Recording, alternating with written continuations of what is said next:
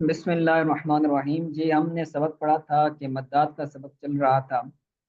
مدات کی پھر اقسام بیان کی ایک اعتبار سے، مد اصلی اور مد فرعی، پھر مد اصلی کی اقسام بیان کی، پھر مد فرعی کی اقسام بیان کی، پھر مد فرعی کی دو اعتبارات سے تقسیم بیان کی کہ اگر مد مد کا سبب، ہم نے پڑھے مد کے دو سبب ہیں، ایک سبب ہے حمزہ اور ایک سبب ہے سکون۔ تو اگر مد کا سبب حمزہ ہو، مد فرعی کا سبب اگر حمزہ ہو تو پھر اس کی چار قسمیں بن رہی تھی: مد متصل، مد منفصل، مد لازم اور مد عارض۔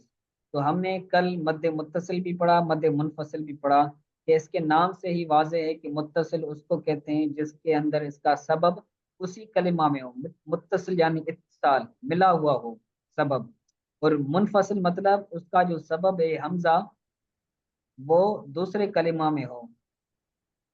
ٹھیک ہے، تو آج تو اس کی تعریفات بھی پڑھی تھی، اس کا حکم بھی پڑھا تھا، تو آج اس کی جو بقیہ دو قسمیں ہیں وہ بھی پڑھ رہے ہیں کہ مد کا سبب اگر سکون ہو، پہلا سبب تھا اگر حمزہ ہو اور دوسرا سبب تھا سکون، تو اب سکون کے اعتبار سے، اس کے دوسرے سبب کے اعتبار سے اس کے تقسیم بیان کر رہے ہیں کہ مد کا سبب اگر سکون ہو تو اس کی دو قسمیں بنتی ہیں: مد لازم اور مد عارض۔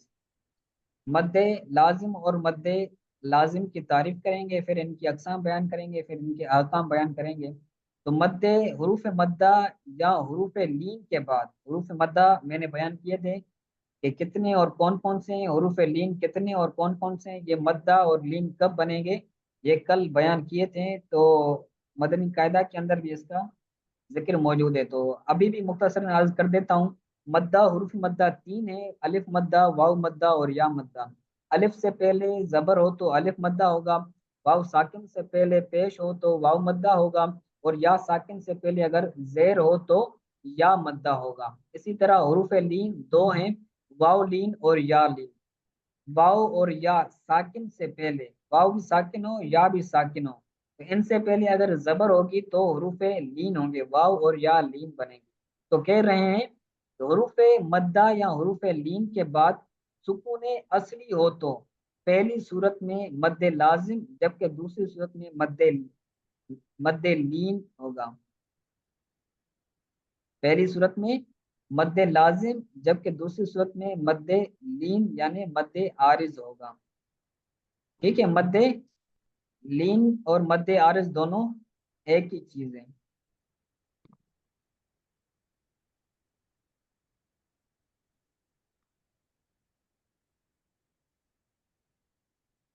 ٹھیک ہے، کہہ رہے ہیں کہ حروف مدہ یا حروف لین کے بعد سکون اصلی آ جائیں۔ میں نے پہلے بھی بیان کیا ہے بار بار کہ اصلی اور عارضی کا آپ جو کانسیپٹ ہے وہ یہ سمجھے کہ اصلی کا مطلب یہ ہے کہ وہ گرے نہ، اس کی اپنی حرف کی حرکت ہو۔ ایک ہوتا ہے کہ پہلے حرکت تھی، پھر حرکت کی وجہ سے وہ حرکت سکون کے اندر تبدیل ہو گیا، تو اس کو کہتے ہیں حرکت اصلی نہیں کہیں گے بلکہ حرکت عارضی کریں گے۔ جیسے جاءت، یہ کیا ہے؟ فعل ہے۔ جاءت فعل ہے، تو جب ہم اس کو ملائیں گے جاءت تمراتو، جاءت تمراتو، تو یہاں پر جو تا تھی، تا کے اوپر جو سکون تھا وہ سکون اصلی تھا، پھر سکون اصلی، بلکہ سکون اصلی نہیں تھا، سکون عارضی تھا کہ یہ ملانے کی صورت میں گر گیا۔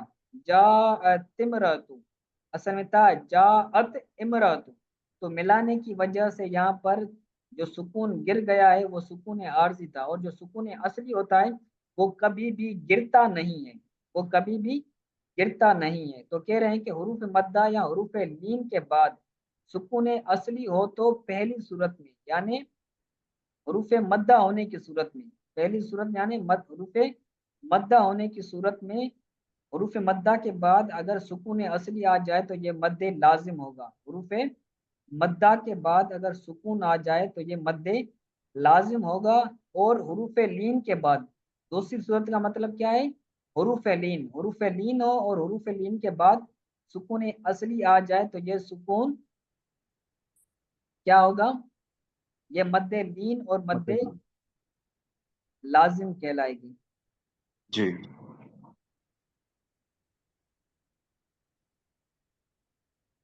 جیسے بیان کریں کہ دابتن، دابتن، تو پہلے بیان کیا ہے کہ جو مشدد حرف ہوتا ہے جس کے اندر، جس کے اوپر تشدید ہوتی ہے، وہ اصل میں دو حرف ہوتے ہیں، ٹھیک ہے؟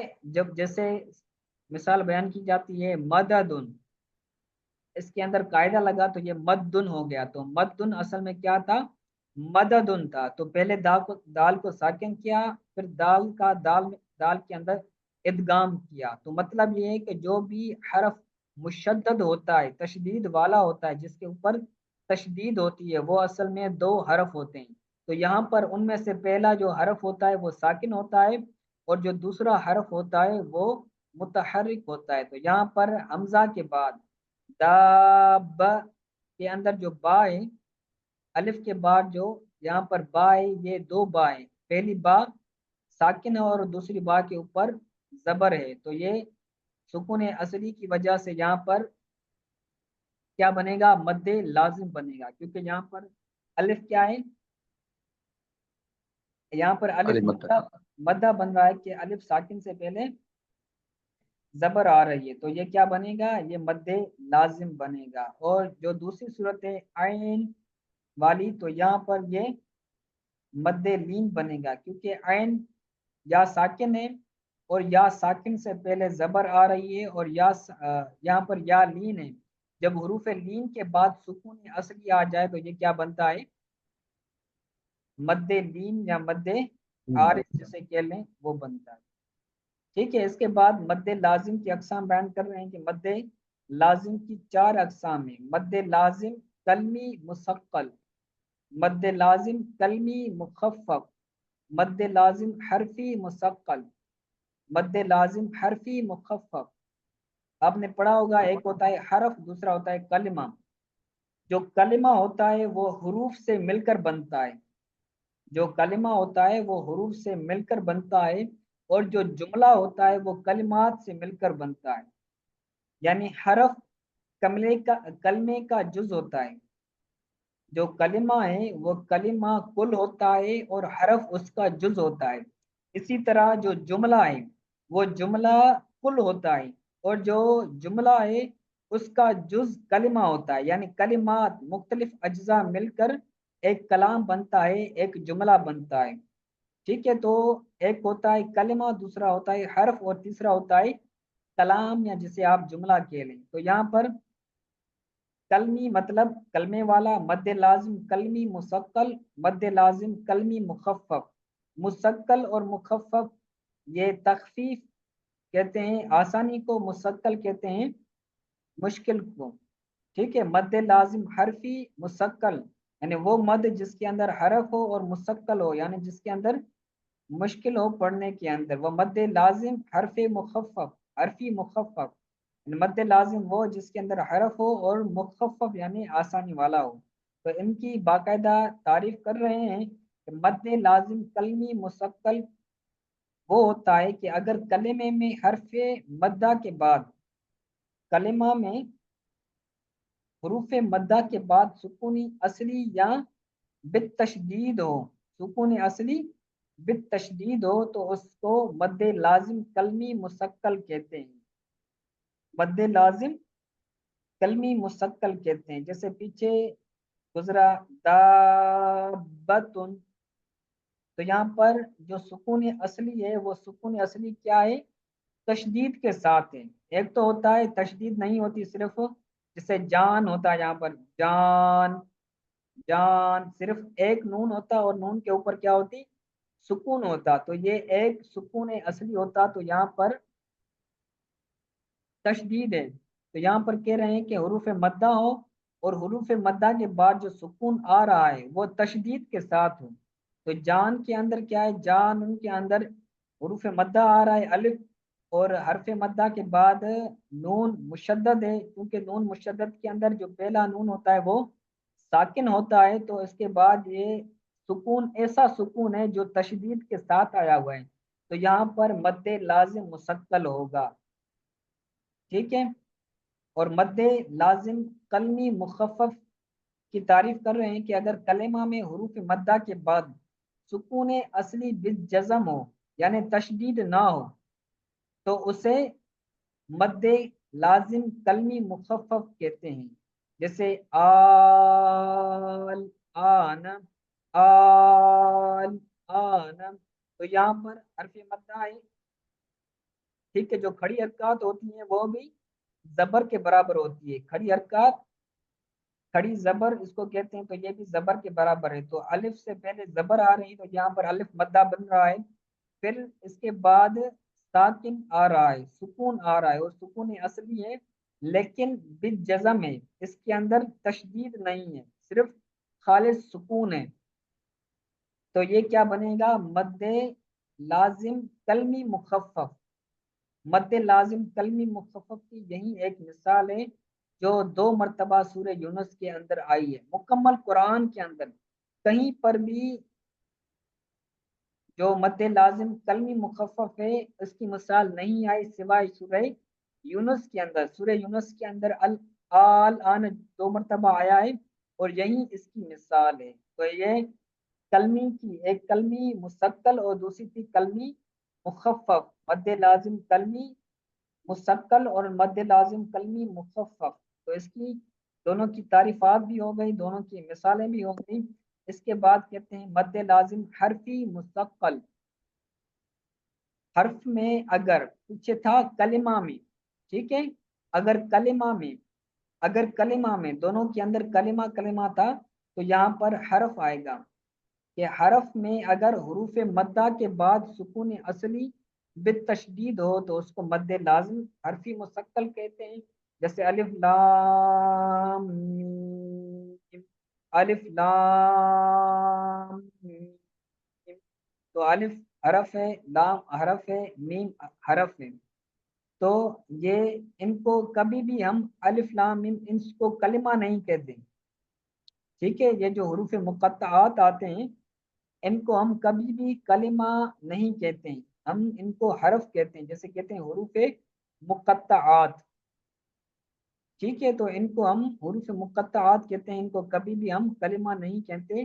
तो कह रहे हैं कि अगर हरूफ मद्दा के बाद, हरूफ मद्दा के बाद अगर सुकून असली बितशदीद हो तो उसको मद्द लाजिम हरफी मुसक्कल कहते हैं।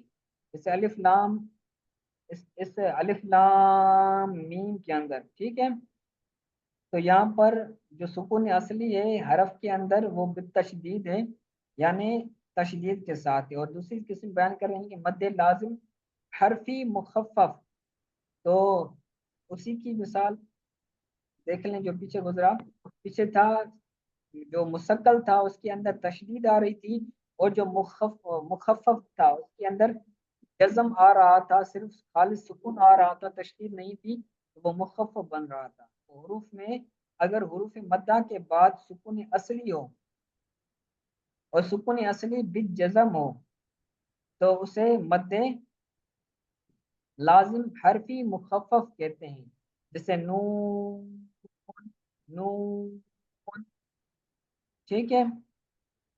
तो यहाँ पर नून, जो दूसरा नून आ रहा है ये साकिन है, साकिन असली है, सुकून असली है इसके ऊपर, लेकिन ये जज़म के साथ है, इसके अंदर कोई तशदीद नहीं है। तो इसकी मिकदार बयान कर रहे हैं कि मद्दे लाजिम और मद्दे लीन, लाजिम की मिकदार, मद्दे लाजिम और मद्दे लीन की मिकदार बयान कर रहे हैं कि इनको कितना खींचा जाएगा। तो मद्दे लाजिम को 4 किस्मों में तूल ही होता है। मद्दे लाजिम की कितनी अकसाम है, 4 अकसाम। ठीक है, कलमी, कलमी मुसक्कल, कलमी मुखफ़फ़, हरफी मुखफ़फ़, हरफी मुसक्कल। तो इन चारों अकसाम के अंदर तूल होता है और उस तूल की मिकदार 3 अलिफ है, यानी इनको 3 अलिफ की मिकदार खींचा जाता है, लंबा किया जाता है। जबकि मद्दे लीन लाजिम में तूल, तवसत और कसर होता है, मगर तूल ओला है। जबकि मद्दे लीन लाजिम के अंदर 4 अकसाम भी बयान की थी ना, अगर सुकून हो तो इसकी 4 अकसाम बनती हैं।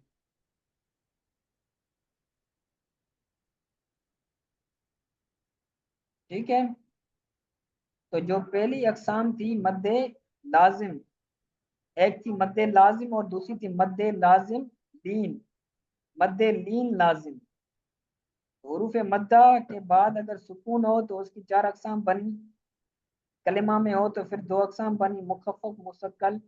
پھر مد لازم کے اندر اگر حرف کے اندر ہو تو پھر دو قسمیں بنی، مستقل اور مخفف۔ اسی طرح اگر حروف لین ہو، مدہ نہ ہو، حروف لین ہو اور حروف لین کے بعد اگر سکون آ جائے، سکون اصلی آ جائے تو اس کو مد لین لازم کہتے ہیں۔ تو مد لین لازم اور مد لازم کی چاروں اقسام کے اندر کیا ہوتا ہے؟ مد لازم کی چار اقسام جو بیان کی، کلمہ، کلمی اور حرفی، مخفف مستقل، ان چاروں اقسام کے اندر طول ہوتا ہے، اور طول کی مقدار کیا ہوتی ہے؟ 3 الف ہوتے ہیں۔ اور جو حروف لین کے بعد اگر سکون آ جائے جس کو ہم مد لازم لین کہتے ہیں، مد لین لازم کہتے ہیں، تو اس کے اندر طول بھی ہوتا ہے، توسط بھی ہوتا ہے اور کسر بھی ہوتا ہے۔ طول کہتے ہیں 3 الف کی مقدار کو، توسط کہتے ہیں 2.5 الف کی مقدار کو، اور کسر کہتے ہیں 2 الف کی مقدار کو۔ ٹھیک ہے، کسر کہتے ہیں 1 الف کی مقدار کو، مگر طول اولا ہے۔ کسر یعنی دو حرکات کی دو حرکتوں کی مقدار 1 الف کے برابر کھینچنا، کسر کا مطلب ہوتا ہے 1 الف کی برابر کھینچنا، یعنی اس کو 2 الف کے برابر کھینچنا۔ اور توسط کا مطلب ہوتا ہے 2.5 الف کھینچنا، 2 الف اور ایک آدھا الف، یعنی 5 حرکات کے برابر کھینچنا۔ اور طول کہتے ہیں 3 الف کے برابر کھینچنا، یعنی 6 حرکات کے برابر کھینچنا۔ اس کے اندر حروف لین کے اندر تینوں جائز ہیں، طول بھی ہو، توسط بھی ہو اور کسر بھی ہو، تینوں طرح اس کو پڑھ سکتے ہیں۔ لیکن جو طول ہے یعنی 3 الف کے برابر کھینچنا ہے، یہ طول کرنا اولا ہے، یعنی زیادہ بہتر ہے، وہ بھی جائز ہے یعنی بہتر یہ ہے۔ تو سبق اتنا کافی ہے یا آگے بھی چلیں؟ جی حضور کافی ہے، آسانی سے یاد ہو جائے گا۔ چلو ٹھیک ہے، اتنا کافی ہے، تو اچھی طرح سے یاد کر لیجیے گا، اور ابھی بھی ریپیٹ کریں، میں سنتا ہوں کچھ کچھ